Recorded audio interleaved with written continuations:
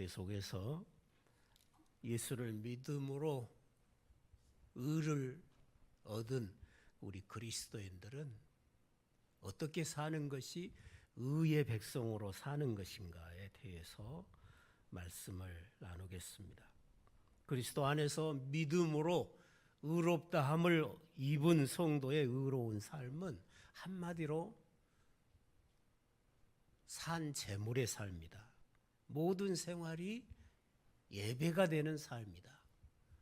예배당에서 1시간 드리는 것만 예배가 아니고 어디에서 무엇을 하든지 자신의 모든 삶을 하나님께 예배자로 드리는 그런 삶이 우리 그리스도인의 삶이라고 말씀을 드렸습니다.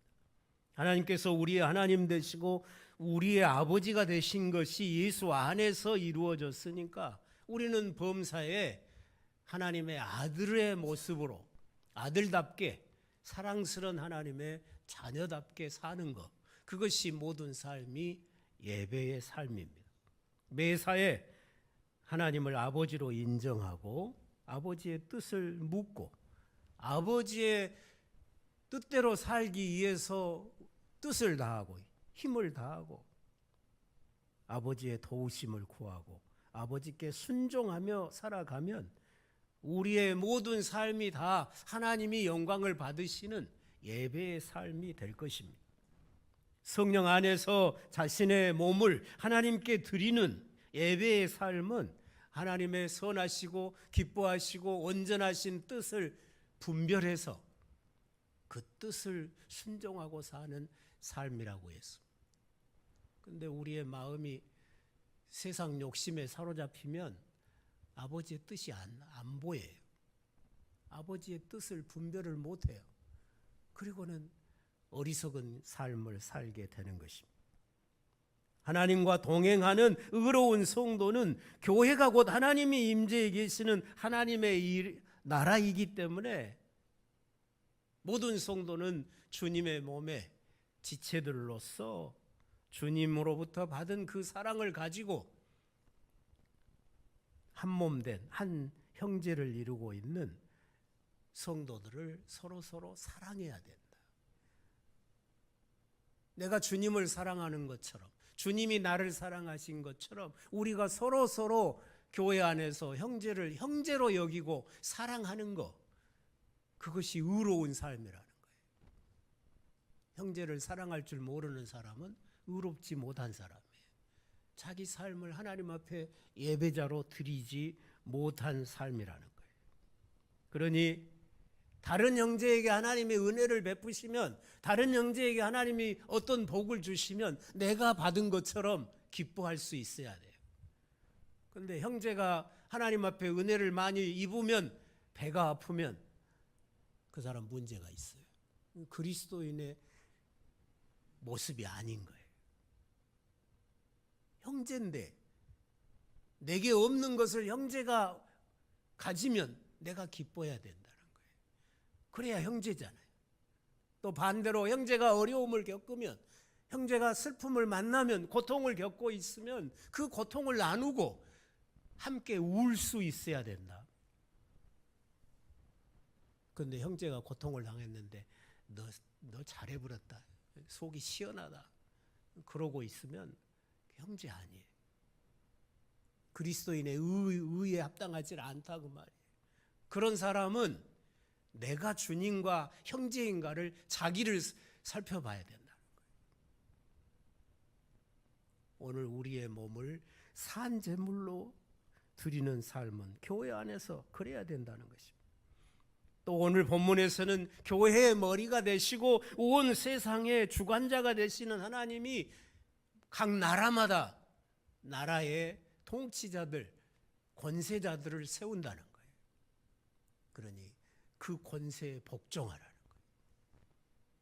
이 글을 쓰고 있는 당시에 온 세상을 로마가 다 지배했어요. 로마가 다른 나라를 다 침략해가지고 다 다른 나라를 자기 나라 백성의 종들을 삼고 권세를 행하고 있는 그런 시대였어요. 근데 바울은 그런 상황에서도 위에 있는 권세에 복종하라, 권세가 하나님에게서 오지 않는 게 없다는 거예요. 만약에 하나님이 세운 권세자를 대적하면 그는 하나님을 대적한 자라는 거예요. 물론 그 권세자가 우리에게 우상을 숭배하라고 한다든지 하나님의 말씀을 어겨서 무슨 큰 범죄를 저지르게 그렇게 명할 때는 순종하면 안 되죠. 왜? 하나님보다 그 권세자가 더 높지는 않잖아요. 우리는 하나님께 순종해야지 사람의 말에 순종할 수는 없잖아요. 그런 경우는 순종하지 않지만 그 권세자들이 온 백성들을 통치할 때 어떻게 통치를 해요? 이 권세자들에게 하나님이 왜 권세를 주셨냐? 악한 자들은 벌을 주고 선한 자에게 상을 주려고 권세자를 세워놨다. 만약에 다스리는 자가 권세자가 없다고 생각해 봐요. 이 세상이 악으로 가득하고 죄인이 활개를 치고 힘 있는 사람들이 온 세상을 지배해 버릴 거예요. 그런데 잘못한 사람은 벌 주고 감옥에 가두고 벌금 때리고 하니까 악이 다 제재가 되는 거잖아요. 그리고 선을 행한 사람에게는 상을 주잖아요. 그래서 질서가 유지되고 국가가 유지되고 사회 질서가 유지되어서 우리가 살아가기에 편한 세상이 되는 거라. 그러니 우리 믿는 사람들은 권세에 복종하라, 그렇게 말씀하고 있습니다. 죄 짓는 사람, 악을 행한 사람은 권세자가 두렵다. 왜? 벌 받으니까, 잡혀서 감옥 갈 거니까. 그러나 선을 행한 사람은 권세자가 두려울 일이 없잖아요. 그러니 너희들도 선을 행해라. 선을 행해라. 권세에 복종해라. 그리고 세금도 잘 내라. 믿는 사람들이 세금도 잘 내야 된다. 그렇게 오늘 말씀을 하고 있습니다. 그리고 오늘 8절로 14절에서 보면 피차 사랑의 빚 외에는 아무에게도 아무 빚도 지지 말라. 남을 사랑하는 자는 율법을 다 이루었느니라. 간음하지 말라, 살인하지 말라, 도둑질하지 말라, 탐내지 말라 한 것과 그 외에 다른 계명이 있을지라도 내 이웃을 내 자신과 같이 사랑하라 하신 이 말씀 안에 다 들어있다. 모든 계명은 사랑 안에 다 들어있다는 거예요. 사랑은 이웃에게 악을 행하지 아니하나니 그러므로 사랑은 율법의 완성이니라. 여기서 그리스도인의 의로운 삶의 본질을 말하고 있습니다. 그리스도인의 삶은 그리스도의 법을 이루는 삶이에요. 우리가 앞에서 쭉 율법과 복음에 대해서 쭉 우리가 바울의 설명을 들었잖아요. 근데 여기서 말하는 율법은 앞에서 예수 그리스도의 복음과 반대되는 율법으로 세상을 통치하실 때 그 의미의 율법이 아니고 우리가 그리스도인으로 살아갈 때에 필요한 그리스도의 법을 지금 여기서 율법이라고 말을 하고 있어요. 그러니까 단어는 똑같아도 앞에서 말하는 율법하고 여기 12장에 와서 13장에 와서 말하는 율법은 다른 내용이다. 우리는 그리스도인으로서 그리스도의 나라의 법을 지켜야 되잖아요. 예수 믿는 사람으로서 예수님의 법을 지켜야 돼요. 예수 믿으면 아무렇게나 살아도 된다고 생각한 사람은 심히 잘못된 사람들이에요. 구약의 율법의 질서에서 벗어났지만 이제는 그리스도의 백성이 되었으니까, 그리스도가 왕으로 다스리니까 그리스도의 법에 그 통치에 순종해야 된다고 말이에요. 근데 그 그리스도의 법의 중심은 사랑이라고 말씀을 하고 있어요. 구약 백성들이 죄 아래, 율법 아래, 죽음 아래 살면서 그 율법을 지키려고 아무리 애써도 그들은 실패였습니다. 예, 육체뿐이라, 성령 받지 못한 사람이라 그들의 마음이 완악해서 율법을 주실 때 그들의 마음에 악한 대로 조절해서 주셨다고 말이에요. 그런데 오늘 우리는 율법을 다 지킬 수 있게 됐어요. 여러분, 예수를 믿으면서도 누가 말씀대로 다 살 사람이 있다냐고. 대충 살면 되지. 그건 그리스도를 모르는 사람이에요. 그리스도는 그렇게 말씀하시지 않아요. 주님께서 우리를 새로운 피조물로 지으시고 마음까지 새롭게 하시고 지식까지 새롭게 하시고 성령을 통해서 우리를 도우시면서 그리스도의 모든 법을 순종할 수 있도록 이룰 수 있도록 지으셨다. 그게 신약의 구원이에요. 그러므로 우리는 그리스도의 법을 지켜야 됩니다. 그 법의 중심이 사랑이라는 것입니다. 요한복음에서 우리가 살펴본 내용에 보면 하나님께서 우리를 구원하셨는데 아들을 통해서 구원하셨는데 그 구원은 어떤 구원이냐면 아버지와 아들이 성부와 성자께서 영원 전부터 사랑을 나누고 사셨다. 깊은 사랑을 대면해서 나누고 사셨어요. 그런데 아들을 보내시고 그 아들을 통해서 우리를 구원하셔서 이제 우리를 아들들 되게 하심으로 아버지와 아들이 영원 전부터 사랑하고 사셨던 그 사랑 가운데 우리도 끼워주셨다. 그래서 우리가 아버지 사랑도 받고 아들 대신 예수님의 사랑도 받고 살 수 있도록 해주셨어요. 그게 영생이라, 그게 구원이에요. 이제 우리가 하나님 아버지와 교제하고 아들 대신 예수님과 생명의 교제를 나누며 살 수 있게 되었으니까, 그 아들이, 우리가 아들이 됐으니까 하나님의 아들이 우리에게 베푸신 그 사랑을 이제 우리가 세상을 향해서 나타내고 실천하고 보여주고 살아야 된다는 거예요. 그게 의의 백성이에요. 교회만 왔다 갔다 하고 예배드리는 1시간만 점잖하게 천사의 모습으로 앉았다가 예배당만 떠나면 마음대로 살고 욕심대로 살고 세상 사람과 똑같이 살고, 그 의로운 사람 아니에요. 주님이 원하는 삶은 예배당 떠나서 일터에서 시장에서 어디서든지 그리스도의 대리자로 서 있어야 된다는 거예요. 주님을 사랑하는 자로 그 자리에 있어야 된다는 거예요. 그게 예배의 삶, 몸을 산 제물로 드리는 삶이라고 지금 바울은 설명을 하고 있는 것입니다.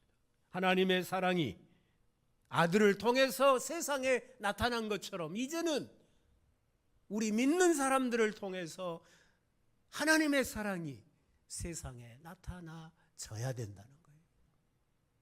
그것이 의로운 삶이요 우리의 사명인 것입니다. 그래서 형제를 사랑하는 자가 하나님을 사랑하는 자입니다. 우리가 형제를 사랑함으로 우리를 향하신 하나님의 사랑이 무엇임을 세상에 나타내고 사는 것이 우리의 사명이고 우리의 거룩입니다. 형제를 사랑하지 않는 자는 하나님을 사랑하지 않는 자입니다. 나는 하나님을 사랑하는데, 나는 하나님을 사랑하는데, 나는 예수님을 사랑하는데 나는 교회를 사랑할 수 없다. 나는 믿음의 형제를 사랑할 수가 없다. 그 믿음은 가짜라고 성경은 말씀하십니다. 거짓말이라는 것. 여러분의 주를 향한 사랑이 거짓이 되지 않기를 바랍니다. 여러분이 주님을 향한 사랑이 주님이 사랑하는 다른 믿음의 형제들을 사랑하는 사랑으로 표현되어져 갈 수 있기를 바랍니다. 이런 사랑을 가지고 우리가 세상을 사랑해야 하나님의 나라가 확장되어져 갈 것입니다. 사랑은 교회를 하나 되게 하고 세상을 그리스도를 머리로 해서 통일되게 하는 것입니다. 사랑은 서로가 서로에게 져야 할 빚이라고 말씀합니다. 평생에 갚을 수 없도록 사랑의 빚을 서로에게 지고 살라고 오늘 본문은 말씀하고 있습니다. 돈은 빚지지 말고 사랑은 빚지고 살아라. 서로가 서로에게 사랑의 빚을 지고 살아야 그게 사랑의 공동체 아니에요? 나는 너 못 사랑하겠다. 네 사랑은 나 필요 없다. 그러면 사랑의 공동체가 되지 않는 거잖아요. 서로가 서로에게 사랑의 빚을 지고 살아야 될 줄로 믿습니다. 사랑에는 서로 빚지고 살아야 하나가 됩니다. 사랑하지 않고 서로 도움을 주지 않고 너는 너대로 나는 나대로 살면 그건 교회가 아닙니다. 그건 사랑의 공동체가 아닙니다. 그건 한 몸이 아니잖아요. 손은 손대로 발은 발대로 내 신체들이 각기 자기 나름대로 자기만을 위해 산다면 몸은 무너지는 거죠. 교회도 똑같다고 말입니다. 그건 그리스도의 법이 아닙니다. 그리스도의 법은 주께 받은 사랑을 가지고 서로가 서로를 사랑하는 것이라고, 서로 사랑의 빚을 지고 사는 것이라고 본문은 말씀을 하고 있습니다. 사랑으로 빚을 지라는 말은 사랑을 받기만 하는 자가 되라는 말이 아니죠. 사랑으로 베푸는 자가 되라는 말입니다. 서로가 서로에게 사랑을 베풀어야 서로 빚질 거 아니에요? 서로가 서로의 사랑을 받으려고만 하면 서로 빚질 것이 없잖아요. 서로가 서로에게 사랑을 베풀므로 빚을 지는 그런 삶이 되어야 될 것입니다. 계명은 하나님의 성품의 표현이고 의지의 표현입니다. 하나님의 성품은 사랑이 그 본질입니다. 하나님의 의지는 사랑으로 예수 그리스도를 머리로 해서 온 인류를 교회로 통일시키는 것이 하나님의 일하심의 목표라고 에베소서에서는 말씀합니다. 사랑은 하나님의 마음을 나타내 보이는 것입니다. 사랑은 예수 그리스도의 그 사랑을 우리가 세상을 향해 나타내 보이는 것입니다. 그리스도의 몸의 지체인 성도는 교회 안에서 형제들끼리 서로 사랑해야 될 뿐만 아니라 교회 밖에 있는 영혼들도 사랑하라고 말씀하십니다. 그리하여야 의인과 악인에게 고루 햇빛과 비를 주시는 하늘에 계신 하나님의 온전하심을 닮은 자가 된다고 말씀하십니다. 사랑하면 계명이 필요 없어지는 게 아니라 사랑이 계명을 통해서 표현이 됩니다. 사랑으로 채워진 계명이 아니면 죽은 계명입니다. 사랑이 계명의 완성인 것은 그리스도의 사랑이 율법을 완성하기 때문에, 율법을 폐기하는 게 아니라 예수님의 사랑이 율법을 완성한다는 거예요. 구약의 백성은 율법을 이루지 못했어요. 그러나 주님의 십자가와 부활의 능력은 이제 우리가 하나님의 거룩하신 뜻대로 예수 그리스도의 법대로 살 수 있도록 우리를 새롭게 지어 주셨다고 하는 것입니다. 간음하지 말라, 살인하지 마라, 도둑질하지 마라, 탐내지 말라 하는 계명들이 옛날에 모세가 시내산에서 백성에게 주신 계명인데 이제는 이 계명들을 주의 계명으로 바꿔서 우리에게 주고 계십니다. 살인도 주님이 마태복음에서 산상수훈에서 그랬잖아요. 구약 백성에게는 살인하지 마라. 내가 다른 사람을 쳐 죽이지 않으면 살인이 아니에요. 근데 신약 백성은 내가 누군가를 미워하면 그건 율계명을 어긴 사람이에요. 왜요? 마음까지 새롭게 됐으니까. 원수인 나를 위해서 주님이 죽어주셨으니까. 똑같은 계명이 아니란 말. 글자적으로는 살인하지 마라 똑같은 것 같은데 전혀 달라요. 구약 백성은 육체뿐이니까, 성령 못 받았으니까, 마음까지 새롭게 안 해주셨으니까 때려 죽이지 않으면 돼요. 그런데 신약 백성은 지식에까지 새로움을 받았으니까 미워해도 안 된다. 미움이 점점 커지면 살인하니까 미워하지 말란 말이 아니에요. 미워하지 않도록 우리를 새롭게 구원해 주셨단 말이에요. 원수도 사랑할 수 있도록 우리를 구원해 주셨으니 사랑하라고 말씀을 하고 있는 것입니다. 그러니 옛 계명이 그리스도 예수 안에서 새 계명으로 다 바뀐 거예요. 그리스도께서 우리를 사랑하신 사랑으로 서로 사랑함으로 율법의 요구를 우리 마음으로부터 이루어야 될 것입니다. 우리 안에 거하시는 그리스도의 영의 역사로 사랑의 계명을 이루고 사는 것이 우리가 산 제물로 사는 삶입니다. 자기밖에 모르고 자기만을 사랑하고 자기 중심으로 살던 삶에서 이제 우리는 벗어났습니다. 그런 내가 죽었습니다. 내가 주인인 삶, 내가 왕인 삶, 내가 욕심대로 살던 나는 십자가에 못 박아 죽었어요. 주님이 자기 아들을 십자가에 못 박아 죽인 것은 나를 못 박으려고 아들을 못 박으신 거예요. 우리의 옛사람을 해결하려고 아들을 못 박으신 거예요. 그러니 우리도 주님과 함께 십자가에 죽어야 됩니다. 안 죽은 사람은 그리스도인이 아니에요. 내 욕심대로 살던 나는 죽고, 내가 주인인 삶은 죽고 없어야 돼요. 그리고 이제 주님이 내 안에 나의 왕으로 사는 삶으로 바뀌어야 될 것입니다.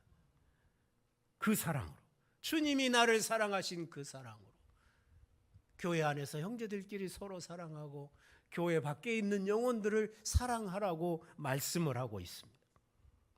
그리고 11절 이하에서는 하나님과 동행하는 의의 백성들은 자기가 살아가는 시대의 의미를 알고 하나님과 동행하라고 말씀합니다.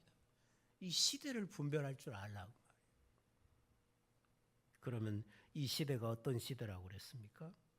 하나님은 언제나 일하시는 하나님이고 하나님께서 역사 안에서 일하시는 것이 그 백성에게 구원과 생명이 됩니다. 그래서 믿음이라는 게 무턱대고 주여 믿습니다. 믿습니다. 그게 믿음 아니에요. 하나님의 일하심을 믿는 거라겠어요. 지금 하나님은 어떤 일을 하고 계신가? 지금 하나님은 나에게 어떻게 살기를 바라시는가? 아브라함은 다 늙은 자기에게 아들 주어서 그 아들을 통해서 가나안 땅을 하나님의 나라로 바꾸시려는 그 하나님을 믿었어요. 그 하나님을 믿고 아들 낳았어요. 그 하나님을 믿고 그 아들을 번제로 드려서 하나님께 헌신된 교회가 출발하게 했어요. 그게 아브라함의 믿음이에요. 우리는 아브라함처럼 믿어갖고는 구원 못 받아요. 우리는 아브라함이 믿은 걸 믿는 게 아니에요. 우리는 죽었다가 다시 사신 예수를 믿습니다. 다윗은 무엇을 믿었나요? 하나님께서 다윗과 함께 하셔서 가나안 땅의 모든 원수들을 다 몰아내고 의의 나라, 평강의 나라, 제사장의 나라를 완성하실 그 하나님을 믿고 하나님을 의지하고 날마다 적진을 달리면서 싸워서 승리했어요. 그리고 그 승리의 전리품들을 전부 성전을 짓는 일에 들여서 하나님을 영화롭게 했어요. 그게 다윗의 믿음이에요. 사도들의 믿음은 어떤 믿음이었어요? 하나님의 아들이 세상에 오셨습니다. 죽으셨습니다. 부활하셨습니다. 그리고 그 부활의 복음으로, 부활의 능력으로 천하 만민을 그리스도의 교회로 불러들이시는 그 하나님을 믿었어요. 그래서 그들은 날마다 복음 들고 가서 매맞아 가면서, 감옥 가면서, 배고프고 굶주리며 헐벗어 가면서 이 복음을 위해서 살았던 거예요. 시대마다 일하시는 하나님이 다릅니다. 시대마다 우리의 믿음이 다릅니다. 오늘 우리는 이 시대를 살고 있으니까 이 시대에 합당한 믿음을 가지고 하나님을 섬겨야 될 것입니다.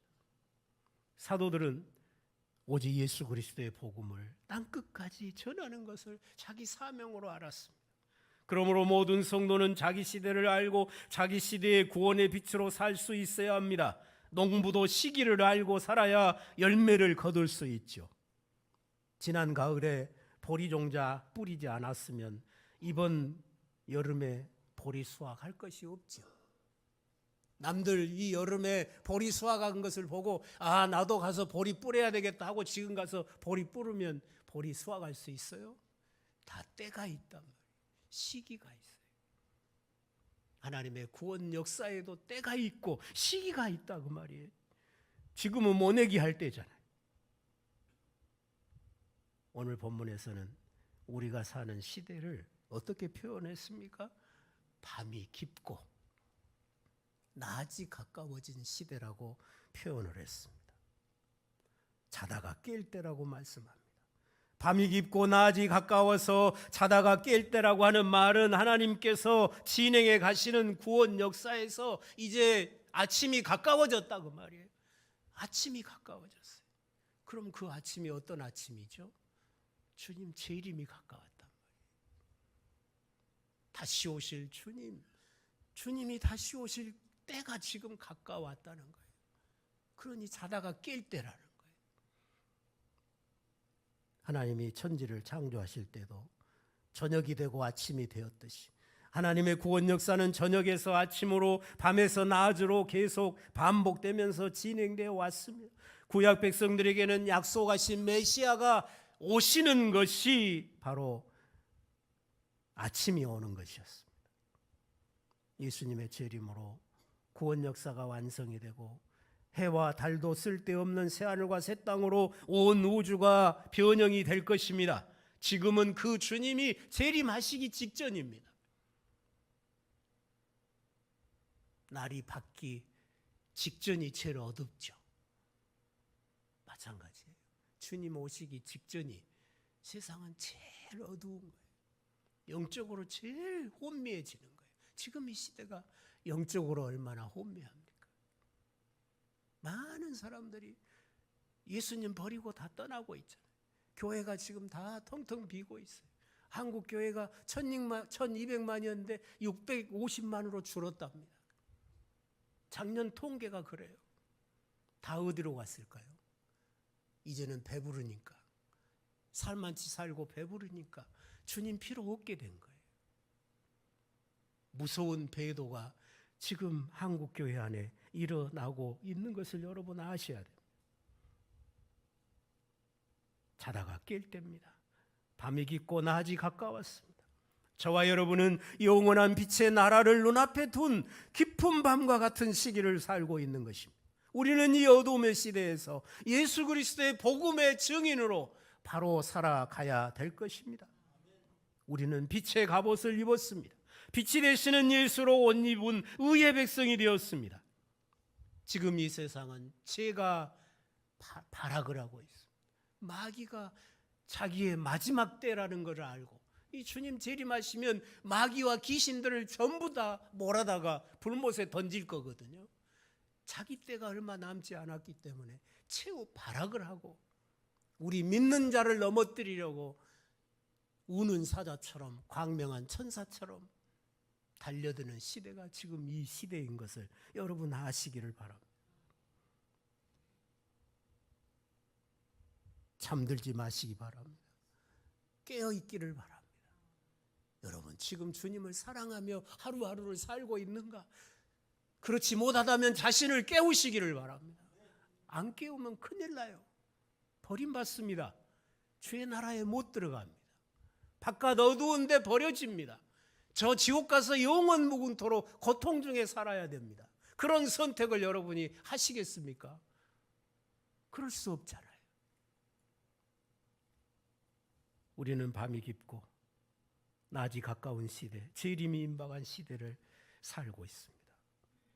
지난날 여러분이 예수 알기 전에, 예수 믿기 전에 욕심대로 살고 어두움 가운데 죄악을 먹고 마시며 하나님을 대항하고 살았던 그 삶을 벗어버리시기 바랍니다. 어둠의 일을 벗으라고 말씀하시잖아요. 왜? 빛의 백성이, 빛의 자녀들인데 빛의 갑옷을 입어야지. 여전히 범죄하고 여전히 세상 것을 목표로 그렇게 사는 삶이 되어서야 되겠습니까? 그러므로 여러분 주님 맞을 준비를 철저히 하고 사는 믿음 삶이 되시기를 바랍니다.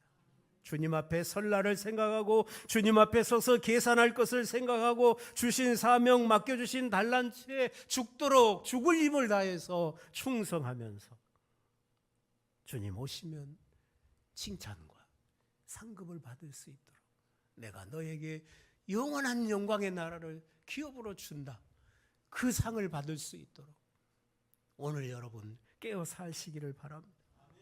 낮이 임박했습니다. 다시 오실 주님 앞에 설 날이 가까이 이르렀습니다. 그러므로 여러분 낮에와 같이 단정히 행하시기를 바랍니다. 낮에와 같이 단정히 행해야 주님 오셔서 낮이 오면 우리의 부끄러운 죄들이 드러나지 않을 거 아니에요? 주님의 영접을 받을 것이 아니겠습니까?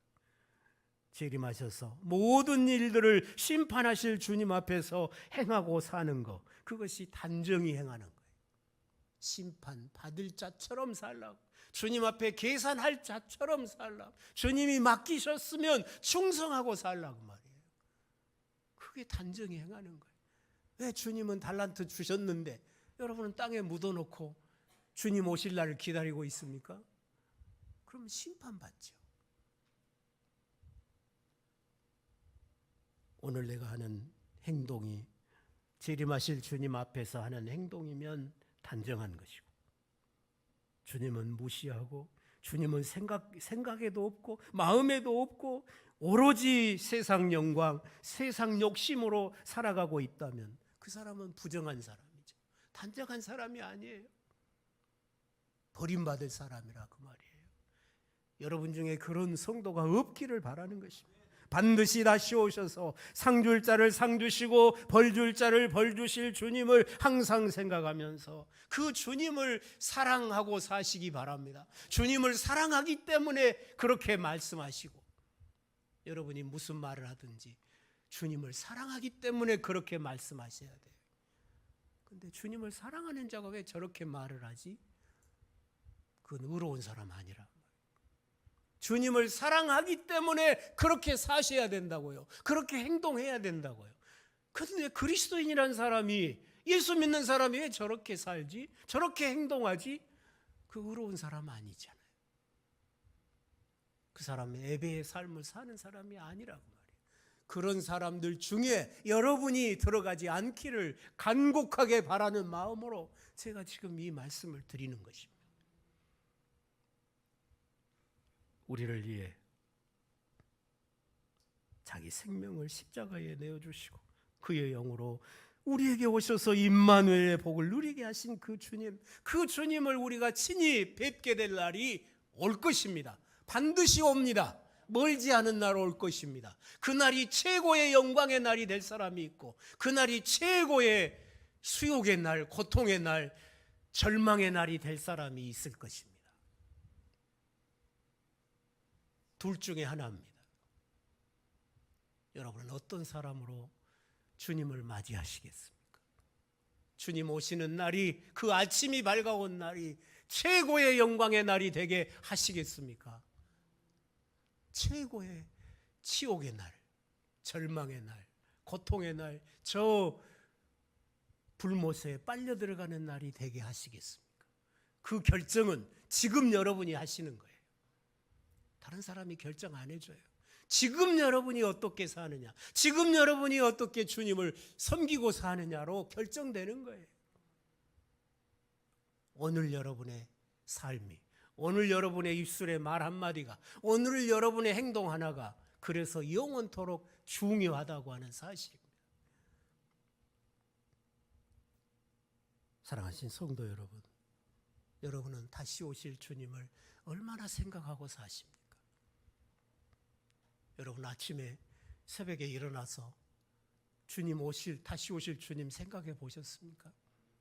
오늘 여러분 예배하러 나오시면서 다시 오실 주님을 생각해 보셨습니까?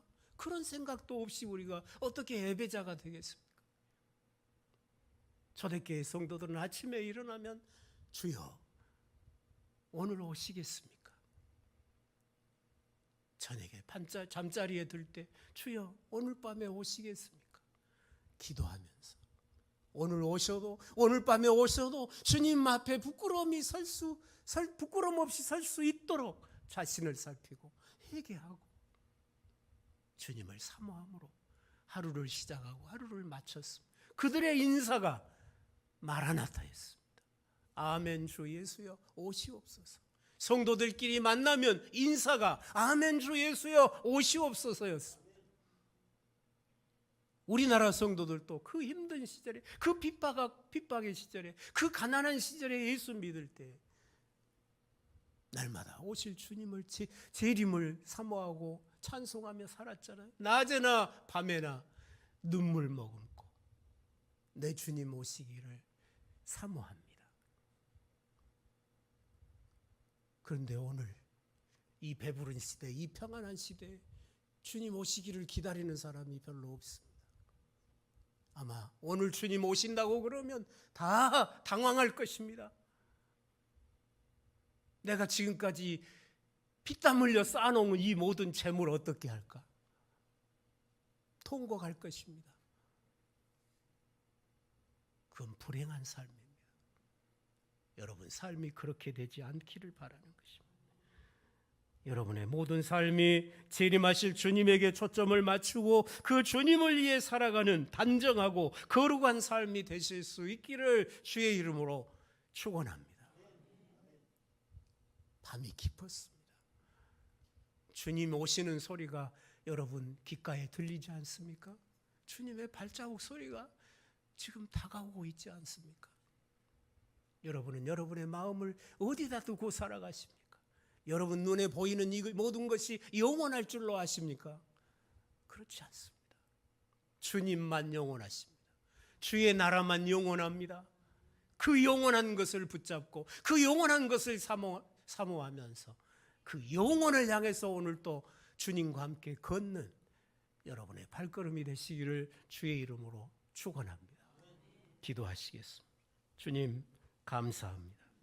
주께서 우리를 구원하셔서 이제는 세상 백성이 아니라 하나님의 백성이 되게 하고 세상 영광이 아니라 하늘의 영광을 바라보며 살게 하셨고 우리의 욕심을 따라 사는 삶이 아니라 우리 주님을 사랑함으로 살아가는 삶으로 우리를 바꾸시고 구원해 주셨사오니 감사합니다.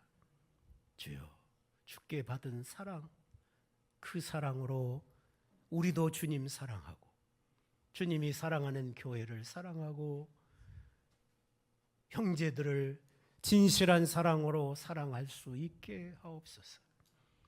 그리고 저 세상을 향해서 주께 받은 사랑을 나타내며 살아갈 수 있게 하옵소서. 위에 있는 권세에 순종하고 복종할 수 있게 하여 주옵소서. 아버지 하나님, 사랑의 빛 외에는 빛짐이 없게 하시고 교회 안에서 서로가 서로에게 사랑의 빛을 지고 사랑의 공동체를 이룰 수 있게 하옵소서. 주여 이 시대를 분별할 줄 알게 하옵소서. 밤이 깊고 낮이 가까웠사오니 어둠의 일들을 벗어버리고 주님 맞을 준비를 하고 살아가는 지혜로운 성도들이 되게 하옵소서.